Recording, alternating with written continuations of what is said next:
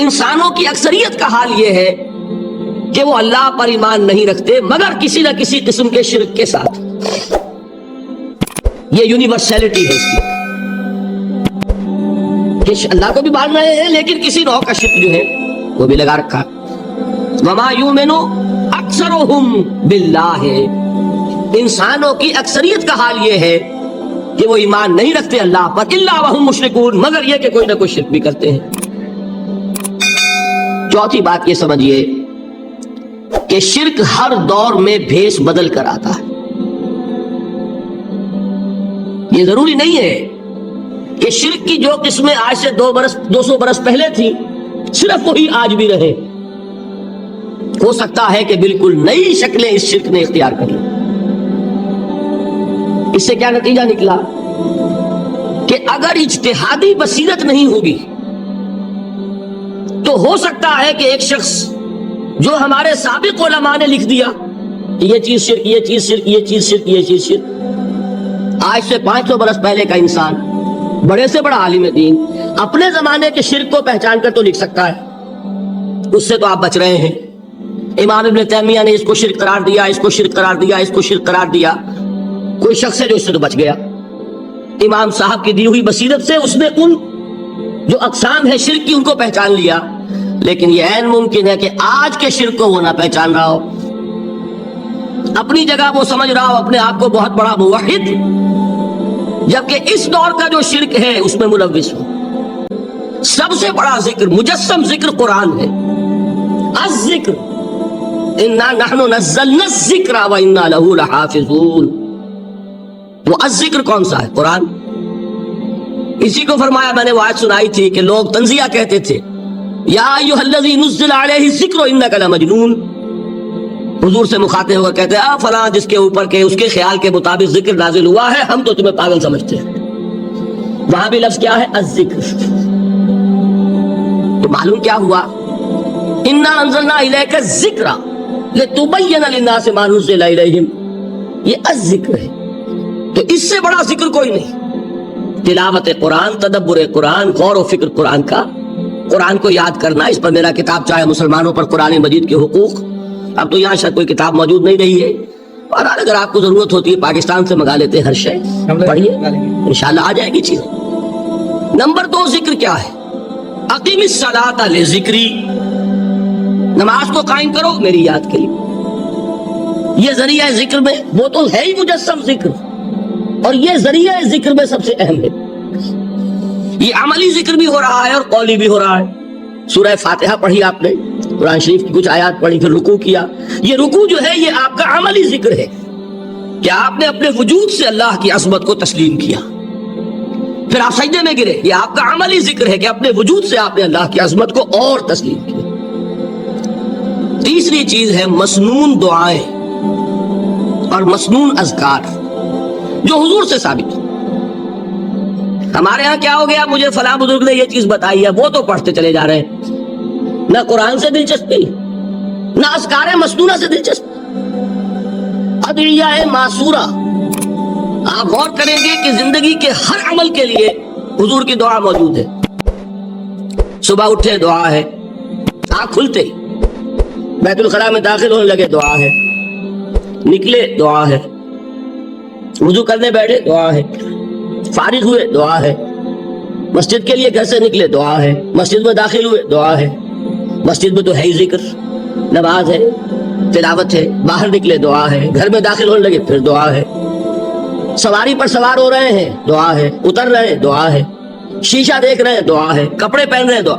زندگی کا کوئی عمل نہیں یہاں تک کہ جو تعلق زن و شو ہے، جس کو کہ خالص حیوانی بات سمجھا جائے گا، اس کے لیے بھی دعا ہے. غفلت میں وہ کام بھی نہیں کرتا. سمجھ رہے ہیں آپ؟ اب آپ غور کیجئے، اس میں کوئی اضافی وقت نہیں لگا، کوئی اضافی پوسچر اختیار نہیں کیا، آپ نے یوں بیٹھو، اس طرح بیٹھو، یوں کرو، کوئی آپ کا وقت اضافی نہیں لگا. جو کام کر رہے ہیں اور آپ اللہ کو یاد کر رہے ہیں، اور وہ اللہ کی یاد اس کام کی مناسبت سے ہے. ان ادعیہ معصورہ سے 2 تعلق جڑ گئے انسان کے. دعا کس سے کر رہے ہیں؟ اللہ سے. جڑا کہ نہیں؟ اور یہ الفاظ کس کے ہیں؟ محمد رسول اللہ کے. تو آپ کے دو تعلق جڑ گئے. آپ اپنی جی سے گھڑ کر دعا مانگیں گے تو پہلا تعلق تو ہو جائے گا, دوسرا نہیں ہوگا. بہتر سے بہتر دعا مانگ لیں آپ. لیکن حضور سے جو معصور اور مسنون الفاظ جب آپ زبان سے نکالتے ہیں تو آپ کا تعلق اللہ سے بھی ہوا بذریعہ دعا, اور وہ الفاظ جو کہ حضور کے ہیں صلی اللہ علیہ وسلم تو حضور کے ساتھ ہوا. یہ تیسرا درجہ ہے.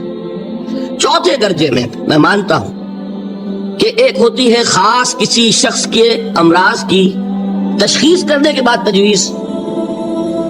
کوئی اگر طبیب ہے, ماہر طبیب روحانی, وہ آپ کو دیکھے گا تو اندازہ لگائے گا کہ آپ میں کیا کمی ہے, اس کے مطابق آپ کو ذکر بتائے گا. بھئی فلاں آیت کا مراقبہ کیا کرو. کسی میں بزدلی ہوتی ہے, کسی میں مال کی محبت زیادہ ہوتی ہے, کسی میں توکل کی کمی ہے, کسی میں شہرت کی خواہش ہے, نمایاں ہونے کا جذبہ ہے, کسی میں تکبر ہے. سب کا ایک سا برس تو نہیں ہوتا نا. تو یہ در حقیقت اندھے کی لاٹھی سے نہیں چلنے والی بات. یہ تو ماہر کی کا کام ہے کہ وہ تجویز کرے کہ تمہارے لیے خاص طور پر ذکر یہ. در حقیقت ہمارے جو یہ سلسلے تھے سلوک کے, یہ بڑے ماہر ہوتے تھے, یہ لوگ بڑے ماہر اطباء تھے. یہ جو علم نفسیات ہے اس کے ہمارے صوفیاء سے بڑھ کر کبھی کوئی عالم گزرا ہی نہیں دنیا میں. فرائیڈ کیا ہے اور ایڈلر کیا ہے اور یونگ کیا ہے, بچے ہیں. ہمارے صوفیاء اکرام نے جس طرح انسان کی نفسیات کو سمجھا اور وہ ان کی مناسبت سے تجویز کرتے تھے. لیکن اس کو رکھا جائے گا چوتھے نمبر پر. جیسے مولانا احمد علی صاحب فرمایا کرتے تھے, بھائی اس آیت کا مراقبہ کیا کرو. مراقبہ کیا مانی؟ ابھی ان الفاظ کو بھی ہم نے خام خواہ کچھ خاص ایک شکل دے دی. مراقبہ کیا؟ توجہ کرنا, دھیان کرنا, خاص اس آیت کے اوپر, اس کے معنی پر اپنے ذہن کو جمانا. وہ کیوں ہے؟ تاکہ آپ کے اندر جو کمی ہے اس کی تلافی اس سے ہو. لیکن یہ کہاں آئے گا؟ چوتھے نمبر. سمجھ گئے؟ تو نفاق سے بچنے کا ذریعہ, پریونشن کیا ہے نفاق سے؟ دوام ذکر. نہ تمہیں تمہاری اولاد, نہ تمہارے اموال, نہ تمہاری تجارت, نہ کاروبار اللہ کے ذکر سے غافل نہ کر سکے. پنجابی میں کہتے ہیں کہ ہتھ کارول اور دل یارول. کام کر رہے ہیں آپ, لیکن یہ کہ دل اللہ کے ساتھ لگا ہوا ہے, زبان تر ہے اللہ کی یاد سے. جو قرآن یاد ہے, گاڑی میں آپ بیٹھے جا رہے ہیں, 2 گھنٹے آپ کو کار میں لگانے ہیں, قرآن شریف پڑھتے جائیے. اس سے بڑا ذکر ہی کوئی نہیں. یہ ہے پریونشن. اب اگر مرض ہو جائے تو کیا؟ اس کے لیے 2 چیزیں ضروری ہیں. ایک دیکھیے عجیب ہے, یہ نفاق کا علاج انفاق سے. صرف ایک الف لگانا. انفاق کے معنی اور ہے. یہ بنا ہے کس سے؟ نفقت الدراہم, پیسے ختم ہو گئے, مک گئے. یا نفق الفرس, گھوڑا مر گیا. تو مال کو کھپانا, لگانا اللہ کی راہ میں. اگر دل میں نفاق کی کوئی آلائش آئی ہے تو اس کا ازالہ ہوگا انفاق فی سبیل اللہ سے. مال اللہ کی راہ میں دیجئے, صدقہ کیجئے, خیرات کیجئے, دیجئے, اللہ کے دین میں لگائیے. جتنا لگائیں گے نفاق دھل جائے. اس لیے کہ اصل سبب نفاق کا ہے ہی حب دنیا, دنیا کی محبت. لہذا اس کا ازالہ ہوگا جو سب سے محبوب شے ہے, مال. انہ لحب الخیر لشدید. مال محبوب ترین ہے کہ نہیں؟ لہذا اس کو اللہ کی راہ میں لگائیں گے تو وہ نفاق دھل جائے گا. اور ایک اور چیز ہے جو بہت اہم ہے, بہت ہی شعوری طور پر اس کا اہتمام کیجئے. جس وقت دین کے کسی فرض کی انسان کو سمجھ آ جائے, اس کا شعور پیدا ہو جائے, پھر ڈیلے نہ ہو. ذرا سا ڈیلے جو ہے اس پر عمل کرنے میں, یہ در حقیقت نفاق کو جڑ پکڑنے کا موقع دینا ہے. Immediate action. ایک بات سمجھ میں آ گئی, فوراً عمل. اس میں شیطان کیا کرتا ہے؟ ذرا ٹھہر جاؤ, ابھی دیکھو یہ فرض ہے, یہ ذمہ داریاں ہیں, یہ کرنا ہے, وہ پھر لگا دینا اپنے آپ کو. بہت سے لوگ کہتے ہیں بس یہ ریٹائرمنٹ کے بعد تو سارا میں دین کے لیے وقف کر دوں گا.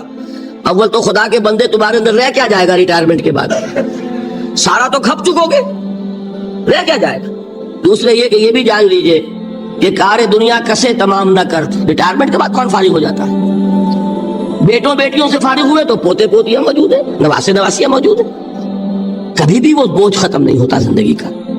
وہ تو یہ کہ آج بات سمجھ میں آئی ہے تو آج عمل ہونا چاہیے. قرآن مجید میں سورہ انعام میں بڑی شدید وعید آئی ہے. الفاظ ہیں یہ, وَنُقَلِّبُ أَفْئِدَتَهُمْ وَأَبْصَارَهُمْ كَمَا لَمْ يُؤْمِنُوا بِهِ أَوَّلَ مَرَّةٍ۔ انسان پر ایک حقیقت کا انکشاف ہوا کہ یہ بات حق ہے، فوراً تسلیم کرے، کسی مصلحت کی وجہ سے، کسی بزدلی کی وجہ سے، کسی لالچ کی وجہ سے، کسی اپنی سیادت یا قیادت کی وجہ سے کیسے مان لوں؟ لوگ کہیں گے کہ یہ نیچے ہو گیا، وہ اونچا ہو گیا جس کی بات مانی، کسی وجہ سے رک گئے، تو اللہ تعالیٰ اندر سے وہ جو استعداد ہے حق کو پہچاننے کی وہ سلب کر لیتا۔ وَنُقَلِّبُ أَفْئِدَتَهُمْ وَأَبْصَارَهُمْ، ہم الٹ دیں گے ان کے دلوں کو بھی اور ان کی آنکھوں کو بھی۔ کیوں؟ كَمَا لَمْ يُؤْمِنُوا بِهِ أَوَّلَ مَرَّةٍ، اس لیے کہ وہ پہلی مرتبہ جب انکشاف حق ہوا ہے وہ ایمان نہیں لائے۔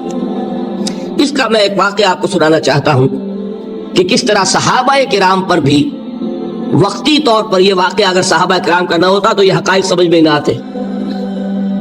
غزوہ تبوک کے موقع پر یہ میں جملہ انکمپلیٹ رہ گیا، ضعف ایمان کا حملہ ہو جاتا تھا، نفاق کا نہیں معاذ اللہ، لیکن ضعف ایمانی کی اگلی منزل شروع ہو جاتی ہے نا، نفاق۔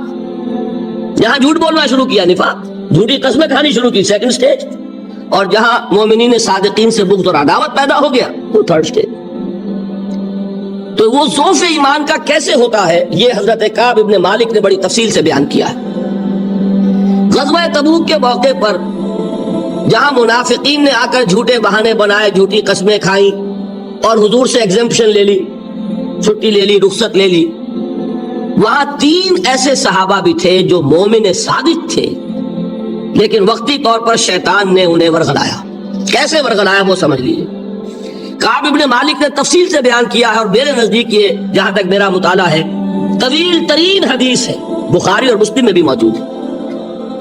حضور جب واپس آئے ہیں اور اب آپ نے ایک ایک کو بلایا، جن لوگوں نے تو پہلے جھوٹی قسمیں کھا لی تھی ان کو تو بلانے کی ضرورت نہیں تھی، لیکن کچھ لوگ ایسے بھی تھے کہ جنہوں نے ایگزمپشن بھی نہیں لی تھی اور گئے بھی نہیں تھے۔ اب ان کو آپ نے ایک ایک کر کے پیشی ہوئی، آپ کیوں نہیں گئے تھے؟ تو اب جو منافقین تھے ان میں سے انہوں نے اس موقع پہ جھوٹی قسمیں کھا لی۔ خدا کی قسم حضور ہم تو بالکل تیار تھے، پوری میں نے تیاری بھی کر لی تھی، پورا ارادہ تھا، یہ وقتی طور پر یہ مصیبت مجھ پر آ پڑی۔ جس نے قسم کھائی انہوں نے کہا اچھا ٹھیک ہے جائیے۔ کعب ابن مالک کی باری آئی تو ان کے الفاظ اپنے یہ کہ جب میں پیش ہوا تو حضور کے چہرے مبارک پر ایک غصے والی مسکراہٹ تھی، زہر خند کہتے ہیں، ایک مسکراہٹ ہے لیکن غصے کے ساتھ، غضبناک۔ آپ فرمائیے آپ کیوں نہیں گئے؟ حضرت کعب یہ فرماتے ہیں کہ میں نے عرض کیا کہ حضور زبان میرے پاس بھی ہے، جھوٹ میں بھی بول سکتا ہوں، لیکن جھوٹ بول کر میں اس وقت آپ کی ناراضگی سے تو بچ جاؤں گا لیکن اللہ کی پکڑ سے نہیں بچ سکوں گا۔ میں اعتراف کرتا ہوں کہ جتنا صحت مند میں اس زمانے میں تھا کبھی نہیں تھا، جتنا فارغ البال اس وقت تھا کہ میرے پاس ساز و سامان موجود تھا راستے کے لیے، اتنا میں کبھی نہیں تھا۔ لیکن ہوا کیا؟ ہوا یہ کہ مجھے میرے نفس نے، شیطان نے پٹی پڑھائی۔ وہ پٹی کیا پڑھائی کہ حضور تو 30,000 کے لشکر کے ساتھ چلیں گے تو لشکر تو سلولی موو کرے گا نا، تمہارے پاس بڑی تکڑی، بڑی توانا صحت مند اونٹنی ہے، تم ذرا 2 دن بعد چلنا تیزی کے ساتھ اور حضور سے مل جانا، بس یہ تاخیر کارواں۔ تو انہیں خیال آیا کہ ابھی 2 دن گھر کی ٹھنڈی چھاؤں ہے، میں یہاں پہ جو آرام ہے وہ کر لوں۔ مجھے جگر کا شعر یاد آیا ہے کہ تپتی راہیں مجھ کو پکارے، دامن پکڑے چھاؤں گھنیری۔ ایک طرف فرض کی پکار ہے، اس میں تو ظاہر بات ہے کہ وہ تپتی راہیں ہیں، لا تنفروا فی الحر سنا چکا ہوا آیت۔ یہاں گھر میں نخلستان میں کھجوروں کی چھاؤں میں اہل و عیال میں یہ ٹھنڈی چھاؤں جو ہے یہ پکڑ رہی ہے، بھائی 2 دن ٹھہر کے چلے جانا، ٹھیک ہے، کوئی نیت میں خرابی نہیں نا۔ اس کے بعد پھر جب ابھی 2 دن اور ٹھہر جاؤ، یہ تو بڑا لمبا سفر ہے، ذرا تیز اور دوڑ لینا۔ تو فرماتے ہیں کہ حضور میں اسی طریقے سے تاخیر و تعویق میں پڑا رہا، یہاں تک کہ ایک روز اچانک مجھ پر یہ چیز منکشف ہوئی کہ تو میں چاہے کتنا بھی تیز چل لوں میں آپ سے نہیں مل سکتا، میرے اعصاب ڈھیلے ہو گئے، اس طرح میں محروم رہ گیا۔ حضور نے بائیکاٹ کا حکم دیا صحابہ کو، 3 صحابہ تھے ایسے، 2 اور تھے جنہوں نے اسی طریقے سے اعتراف کیا۔ حضور نے حکم دے دیا کوئی ان سے گفتگو نہ کرے، सोशल बाइकआउट, बड़ी सख्त सजा थी जो दी गई है, उसकी बड़ी तफासील है। अल्लाह ताला शौक दे तो वो हदीस पूरी पढ़िए। मैंने तो 2 जुमों में एक मरतबा सिर्फ इस एक हदीस को बयान किया था।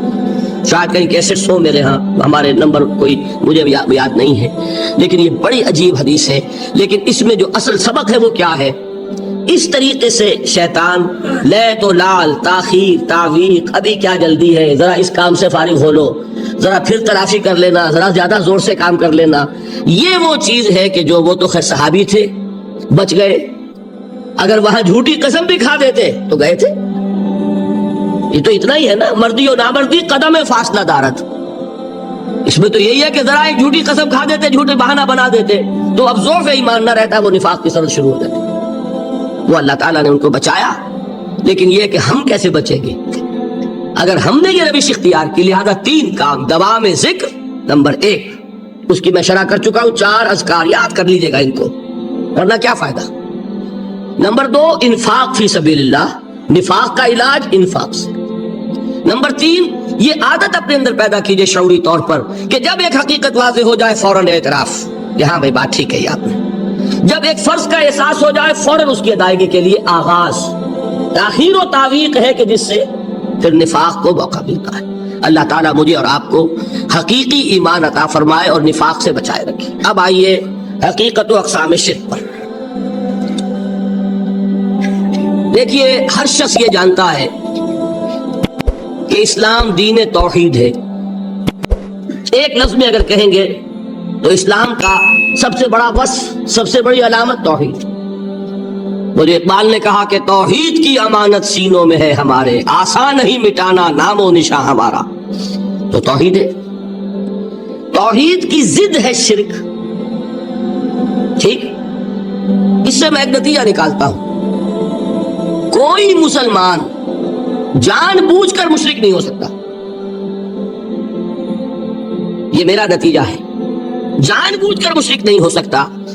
वो शिर्क में मुब्तला होगा तो ना समझी में होगा, नादानी में होगा, वो उसे शिर्क नहीं समझेगा। ये मुमकिन नहीं है कि कोई मुसलमान हो, गया से गया मुसलमान, गुजरा से गुजरा मुसलमान, घटिया से घटिया मुसलमान, लेकिन वो शिर्क को शिर्क समझते हुए उसमें आलूदा होता क्या समझ में नहीं आता कि शिर्क। तो जरूरत बहुत है कि हम ये पहचाने कि ये शिर्क है क्या। दूसरी बात ये जान लीजिए, हमारे दीन में नाकाबिले अफ़ जुर्म कौन सा है? 2 मरतबा बयान फरमाया गया सूरह निसा में सिर्फ, इन्नल्लाह ला यग़फ़िरु अन युश्रक बिही व यग़फ़िरु मा दून ज़ालिका लिमन यशा। अल्लाह ताला इसे तो हरगिज नहीं बख्शेगा कि उसके साथ शिर्क किया जाए, हाँ उससे कमतर जिसको चाहेगा मुआफ़ फरमा देगा। नोट कर लीजिए, इसकी भी अंदर भी ओपन लाइसेंस नहीं है ये बकिया सारे गुनाह लाजिमन माफ कर देगा, ये नहीं है। इससे तो आप में जुर्रत पैदा हो जाएगी, बाकी सब किए जाओ, ये नहीं। जिसको चाहेगा बख्श देगा, लेकिन उम्मीद जरूर दिला दी कि शिर्क से कमतर कोई गुनाह हो तो उसके बख्शिश की बगैर तौबा के अल्लाह ताला ने उम्मीद दिलाई। तौबा से तो शिर्क भी माफ हो जाएगा। इससे मुराद क्या है? बगैर तौबा के। अल्लाह ताला ने फरमाया कि और गुनाहों के बारे में तो उम्मीद की जा सकती है, लेकिन शिर्क के बारे में हरगिज़ नहीं। अहमियत वाज़ेह हो गई मजीद। नंबर 3,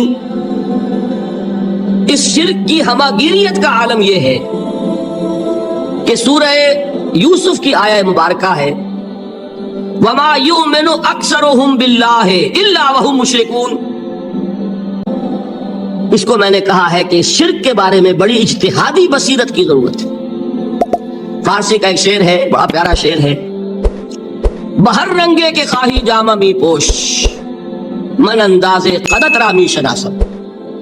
अपने महबूब से कह रहा है शायर कि तुम जिस तरह का चाहो लिबादा ओढ़ लो, मैं तुम्हें तुम्हारे कद से पहचान लूंगा।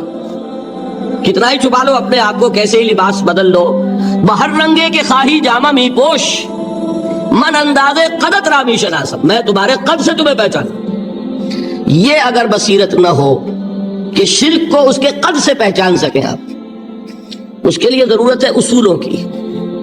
देखिए, जिस तरह अलजबरा के उसूल होते हैं, फार्मूला है, फार्मूला हाथ में आ गया, मसले हल करते चले जा रहे हैं, आप अप्लाई करने की दे रहे फार्मूले के। اگر آپ نے صرف گنتی کر کے کسی زمانے کے شرک وہ تو سمجھ لیے، لیکن وہ بصیرت باطنی حاصل نہیں ہوئی، اجتہادی بصیرت، وہ اصول ہاتھ میں نہیں آئے کہ جس سے آپ پہچان سکیں، تو ہو سکتا ہے کہ اس طور کے شرک کو آپ نہ پہچان سکیں۔ اس کے لیے ضرورت ہے کہ اصل اصول ہاتھ میں آ جائیں تاکہ اصولوں پہ اپلائی کریں۔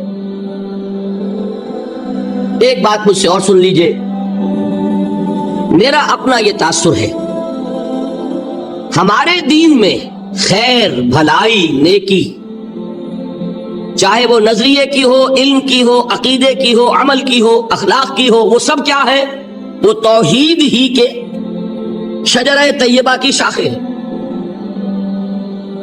اور شر، برائی، گمراہی، خیالات کی ہو، نظریات کی ہو، علم کی ہو، عقیدے کی ہو، عمل کی ہو، اخلاق کی ہو، سب کے ڈانڈے شرک کے شجرہ خبیثہ سے ملتے ہیں۔ اس شجرہ خبیثہ کے برگوبار ہے جو بھی برائی ہے، عمل کی یا علم کی، اور اس شجرہ طیبہ کے برگوبار ہے جو بھی خوبی ہے، عمل کی یا عقیدے۔ یہ میرا تاثر ہے، اور جب تک اس انداز میں وہ آپ کو اندرونی رشتے ظاہر نہیں ہوں گے، آپ پر منکشف نہیں ہوں گے، وہ اجتہادی بصیرت جو ہے پیدا نہیں ہو سکے گی۔ اب آئیے ایک اور بات دیکھیے، شرک میں اور الہاد میں کیا فرق ہے، یہ بھی ہم نہیں سمجھتے۔ الہاد، مادہ پرستی، وہ کیا ہے؟ ایتھیزم، کسی بھی خدا کا انکار۔ ہمارے آج کے دور کی سب سے بڑی گمراہی ہے۔ شرک کیا ہے؟ خداؤں کو ماننا۔ یہ کیا ہے؟ تھیزم ہے، لیکن پولی تھیزم ہے۔ توحید کیا ہے؟ مونو تھیزم ہے، ایک خدا کا ماننا۔ لیکن شرک کے اندر ایک اور حقیقت کو پہچان لیجئے، شرک میں ہمیشہ ٹاپ پر ایک خدا کو مانتے ہیں، باقی سارے خدا نیچے ہوتے ہیں، اوپر جا کر وہ توحید ہوگی ہمیشہ۔ کوئی مشرکانہ نظام ایسا نہیں ہے جو ٹاپ پر جا کر توحید نہ بن جائے۔ دیکھیے، ہندو دیویاں، دیوتا بے شمار، لیکن مہادیو وہ بھی کیا دو ہیں؟ مہادیو وہ تو ایک ہے۔ انگریزی میں گاڈز، گاڈیسز، لیکن وہ چھوٹے جی سے لکھے جائیں گے، چھوٹے جی سے لکھے جانے والے gods and goddesses. Roman mythology ہو، گریک مائتھولوجی ہو، ان دیویوں دیوتاؤں کے نام ہی آپ نہیں یاد کر سکتے، لیکن گاڈ بڑے جی سے وہ ایک ہے کہ نہیں؟ ٹاپ پر جو ہے وہ ایک ہے، اس کو وہ بھی مانتے ہیں کہ اومنی پوٹنٹ، اومنیشنٹ، اومنی پریزنٹ، علی کل شیء قدیر، بکل شیء علیم، ہر جگہ موجود، وہ تو ایک ہی ہے، وہ تو کیپٹل جی سے لکھا جائے گا۔ باقی اس کے نیچے فوج ہے دیویوں کی، دیوتاؤں کی، خداؤں کی اور خدانیوں کی، وہ گاڈز اینڈ گاڈیسز ہیں۔ عرب میں کیا تھا؟ میں نے پہلے آپ کو وہ دو مثالیں دے دی ہیں، تیسری اور ایران کی لے لیجئے۔ خیر کا خدا اور شر کا خدا اور، ایک یزدہ، ایک اہرمن، ٹھیک، سنویت ہو گئی نا، دو خداؤں کو مانا، لیکن وہی ہے جو خدائے خدائے گاں، خداؤں کا خدا، اس کو ایک ہی مانتے۔ یہی معاملہ عرب میں تھا، اللہ وہ ایک ہی تھا ان کے ہاں۔ قرآن میں آتا ہے، ان سے پوچھئے وَلَئِن سَأَلْتَهُم مَّنْ خَلَقَ السَّمَاوَاتِ وَالْأَرْضَ لَيَقُولُنَّ اللَّهُ۔ جب ان سے کہا جاتا ہے کہ کس نے پیدا کیا آسمان اور زمین کو، یہ فوراً کہیں گے اللہ نے۔ فَأَنَّىٰ يُؤْفَكُونَ، تو یہ ماننے کے بعد کدھر جا رہے ہیں؟ وہ کیا کہتے تھے کہ وہ بڑا اللہ تو ایک ہی ہے، لیکن چھوٹے آلہہ ہیں۔ آلہہ اور اللہ میں وہی فرق ہے جو کیپٹل جی کا گاڈ اور چھوٹے جی سے گاڈز اینڈ گاڈیسز، وہی فرق ہے کہ جو مہادیو اور دیویوں اور دیوتاؤں میں ہے، وہی وہاں تھا اللہ، وہ ایک اور سپریم، سب سے بالا تر، اس سے اوپر کوئی نہیں، تخلیق میں اس کا کوئی ساجی نہیں۔ لیکن اس نے کچھ آلہہ ہیں جنہیں کچھ اختیارات تقسیم کیے ہوئے، کچھ اس کے لاڈلی ہستیاں ہیں جو سفارش کر سکتی ہیں۔ بس یہ شرک تھا مشرکین مکہ کا، بات سمجھ رہے ہیں؟ اس کا جائزہ لیں گے تو آپ کو اور جو آج شرک کی اقسام میں بیان کروں گا اس کو ہاتھ میں لیں گے تو کسی موحد کا تلاش کرنا مشکل ہو جائے گا. ڈھونڈ اب ان کو چراغ رخ زیبا لے کر. آج جن کا نام مسلمان ہے ان کی اکثریت کسی نہ کسی نوع کے شرک میں مبتلا ہے. اب آئیے اقسام شرک. اقسام شرک میں بھی وہی کیفیت ہے جو نفاق کے بارے میں میں نے عرض کی تھی کہ ایک تقسیم یہ ہے جو علماء نے کی ہے، ایک ہے عقیدے کا نفاق، ایک ہے عمل کا نفاق. اسی طرح ایک ہے عقیدے کا شرک، ایک ہے عمل کا شرک. عقیدے میں نہیں ہے، عمل میں ہے. ایک تقسیم آپ نے سنی ہوگی شرک جلی، شرک خفی. ایک ہے ننگا شرک، کھلم کھلا شرک. ایک ہے چھپا ہوا شرک جو نظر نہیں آتا. لیکن ایک مغالطہ اپنے دل سے نکال دیجئے، بعض لوگ شرک خفی کو شرک نہیں سمجھتے. یہ بہت بڑی غلطی ہے. اگر وہ شرک نہ ہوتا تو حضور اسے شرک نہ کہتے. کوئی اور لفظ، عربی زبان کا دامن جو ہے محدود نہیں ہے، پھر اس کے لیے کوئی اور لفظ اختیار فرمایا جاتا ہے. وہ شرک، لیکن ایک شرک ہے جلی جو نمایاں ہے، نظر آ رہا. ایک ہے شرک خفی جو نظر نہیں آ رہا. اور وہ کتنا خفی ہو سکتا ہے اس کی ایک مثال دی حضور نے. شرک خفی اتنا خفی ہو سکتا ہے، ذرا مبالغہ دیکھیے جو حضور نے بات کو سمجھانے کے لیے مثال میں جو مبالغہ اختیار فرمایا. ایک سیاہ اندھیری رات میں ایک سیاہ پتھر پر ایک سیاہ چیونٹی کو رینگتے ہوئے دیکھنا جتنا مشکل ہے اتنا ہی شرک خفی کا پہچاننا مشکل ہے. بتائیے، آپ نے فرمایا انا افصح العرب، میں عرب کا فصیح ترین انسان ہوں. اس سے آگے کوئی مثال دی جا سکتی؟ اندھیری رات، تاریک رات، پتھر سیاہ، چیونٹی سیاہ، کون دیکھ سکتا؟ جتنا اس کو دیکھنا ناممکن ہے اتنا ہی شرک خفی کا پہچاننا مشکل ہے. گویا کہ اس سے تو اللہ ہی بچائے گا تو انسان بچے گا.